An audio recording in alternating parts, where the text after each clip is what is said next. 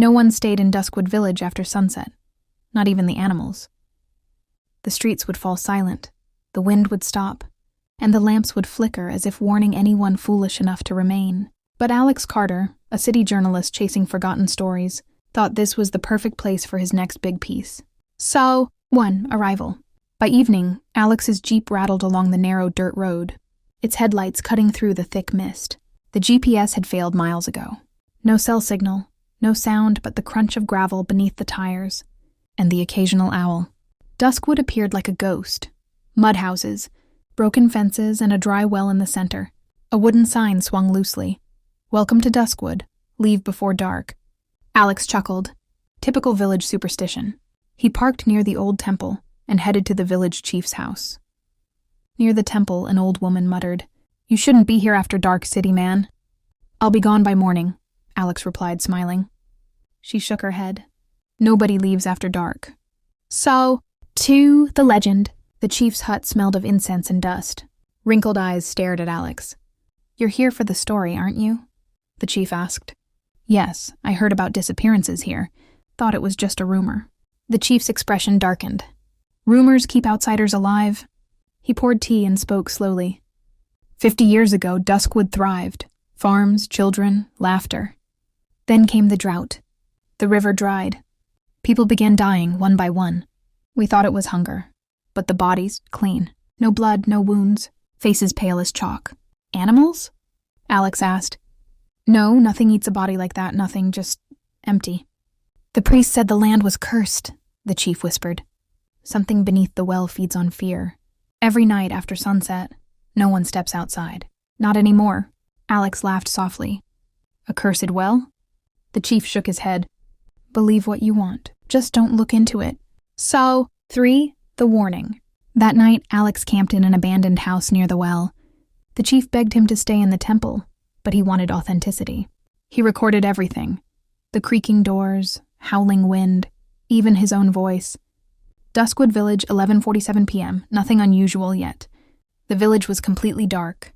Even the lamps were off. Suddenly, knock, knock, knock. Alex froze. No one was there.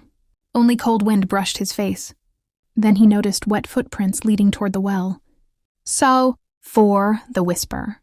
He followed the footprints, flashlight in hand. The air was thick, suffocating. From the well came faint whispers. "Help us." Alex's heart pounded. "Hello, who's there?" No answer, just overlapping soft voices. Shining his flashlight down, the beam revealed nothing. Then a drip. Something wet landed on his hand. He looked up. Another drop. He touched it. Blood. Turning around, no one. His heart raced. Panicking, Alex ran back. He replayed his camera footage.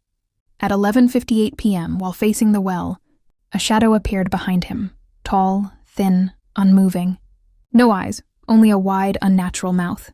The door creaked. The old woman from the temple appeared with a lamp. "I told you not to stay here. It's feeding night."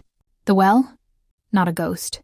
The memory of everyone who died here. Tonight it feeds. She warned, "When you hear crying, don't look outside. No matter what." At midnight, crying began. First faint, then closer, like a child lost in the wind. "Who's there?" Alex whispered. A voice through the keyhole. "Why did you come here?" He covered his ears. The crying turned into screams, desperate, suffocating, terrifying. Then silence. He dared to peek, and in the window a figure stood. Blinked, gone. "Morning," Alex rushed to the chief. "You heard them?" the chief asked. "Yes, I saw something near the well." The chief showed him old photos buried under rocks. Alex froze. One face, exactly like his. "You shouldn't have come," the chief said. "The well remembers faces, and now it's remembered yours." Alex tried to leave. Jeep wouldn't start. Fuel line cut. He ran toward the forest, mist thickening. Footsteps followed. Slow, dragging. He didn't look back. At the village edge, the sign now read, "Welcome back, Alex Carter."